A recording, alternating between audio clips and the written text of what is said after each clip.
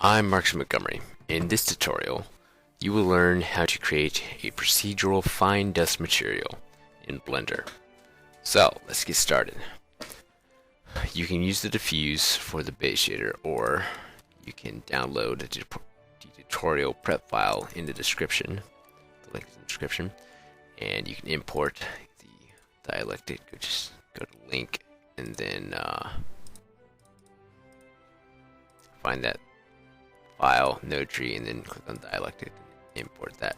So you can import that, which is made from watching tutorials by Syndicate Pro. It is a physically based shader, so all the reflections are correct how they would be in the real world. So let's move this aside because we don't need that yet. We will. So I ran across, I discovered this technique by I was watching a tutorial on, I believe it was scratches, or maybe it was a grunge tutorial, I'm not sure, but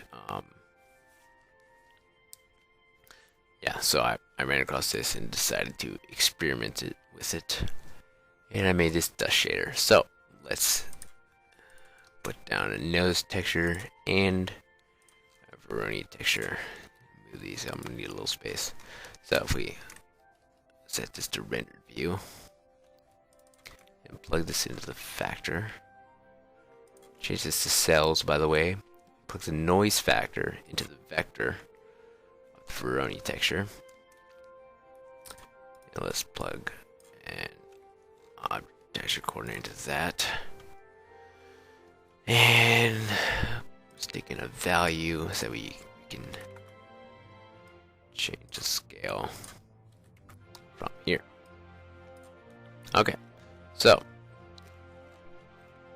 this doesn't look like dust at all, but if you put in a math node right here, subtract, or no, not subtract, my bad, a less than, and put it down, 0.5, 0.2, sorry, you get these nice splotches, which you can leave them like that.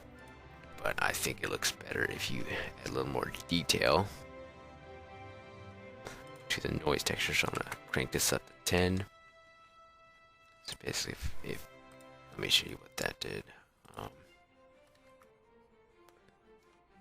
So if the detail is at 2 compared to 10, so it kind of adds more detail to it, obviously.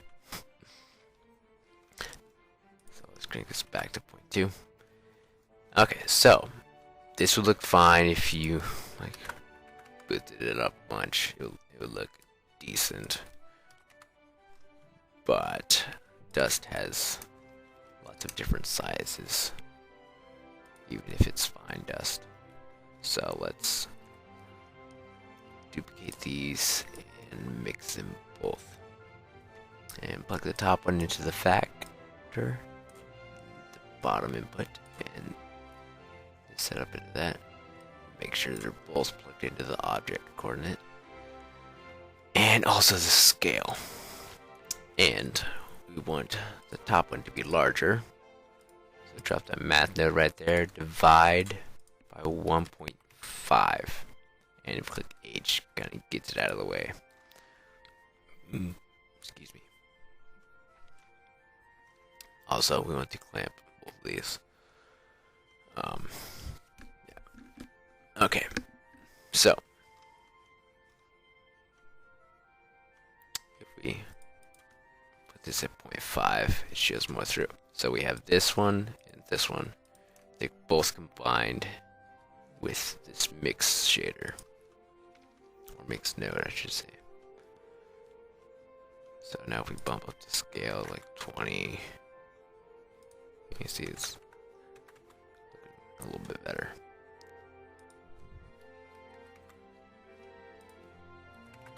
Like 10 for now. Okay, so this would be fine for dust shader. Move this to the side again. If we add a mix shader, put it at the bottom, diffuse top, no, diffuse into the bottom. Sorry, no, it wasn't the top. I had it right the first time.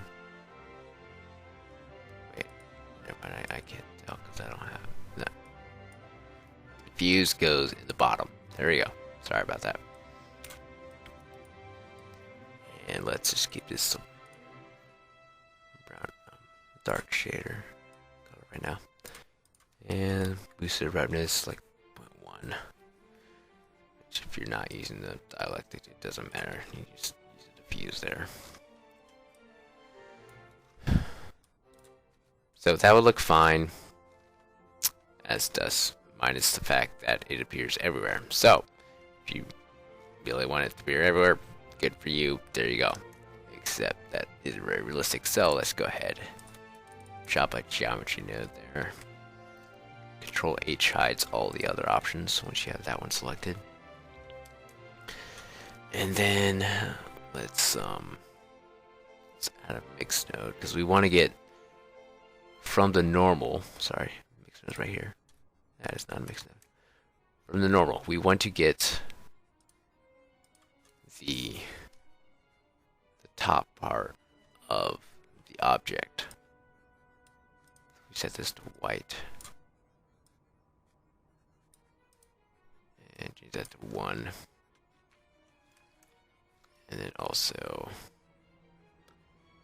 put a separate RGB. Okay, so this is where we get to that.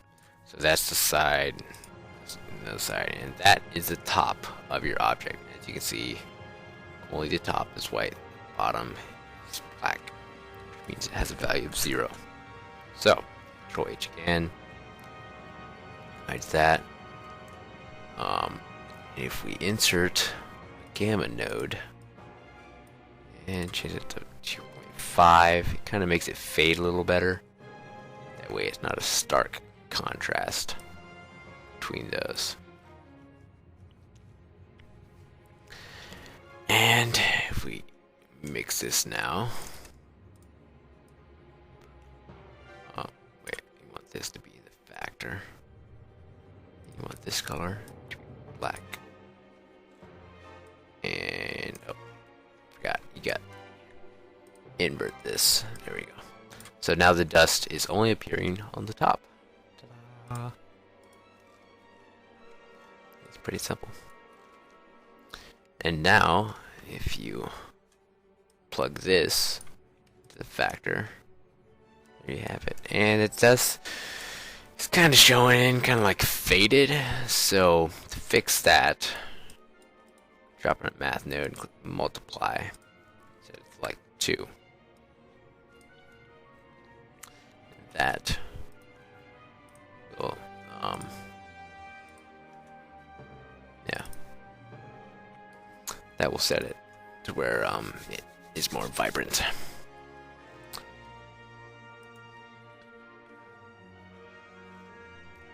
Okay, so that is the dust shader. Increase this to about 3,000. Get a really nice, fine dust. If you let it render out, you can tell it does a pretty good job. So let's make this a node group. That way you don't have to remember how to put this together every time. So if we select all of these nodes right here, Control G, push them in a group. And okay, what we want to do, want to take the vector out of here, delete that, plug in the vector to there, that we control from outside the node. By the way, if you're inside a node group, you click tab to go in out of the node group. So tab go in, tab go out. Okay. And this is the value for the scale. So we want to scale. We want this top option from the divide also to go to that scale. And we also want the dust color, because just in case you want to edit that a little bit, make something different. I don't know, whatever you want to do. So drag the color down, and I'm gonna click in. You can organize these a little more. Bug vector down to the bottom, and scale. Let's set the default to 3000. Default doesn't matter. Default basically, so if you import it to a different blend file, it'll have this value right here when you add it into the node graph. So yeah, so click N. Actually, yeah, I'm gonna rename this dust. That did not turn out right. Dust color and scale. Oh, yeah, it doesn't matter if you name it, whatever. So now set the scale 3000. There we go.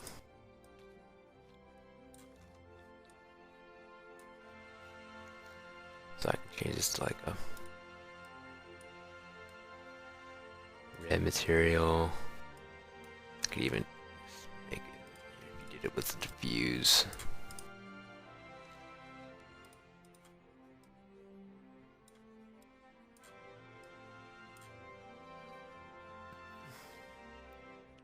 So yeah, that is how you create this dust shader. Let's rename this dust. There we go. So now, click Shift A and go to Group. There it is, right there.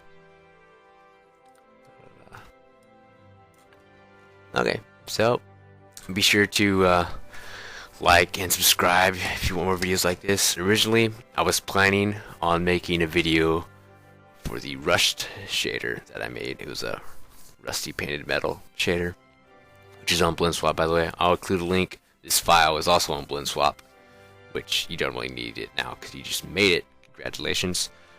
But yeah, you can visit my BlendSwap page, see what else I have on there. I have a few other custom materials I might do some tutorials on. I am hoping to get the tutorial on the rusted metal shader out soon. I don't know when that'll happen because I'm pretty busy with school and soccer right now. But hopefully I'll be able to find some time. I'm actually recording this at like midnight because that's the quietest time in my house. But yeah, like, subscribe, visit my website. You can also subscribe there to keep in touch with me. I have a blog, and you can visit. Yeah, keep in touch with me there. Anyways, thanks for watching. See you next time.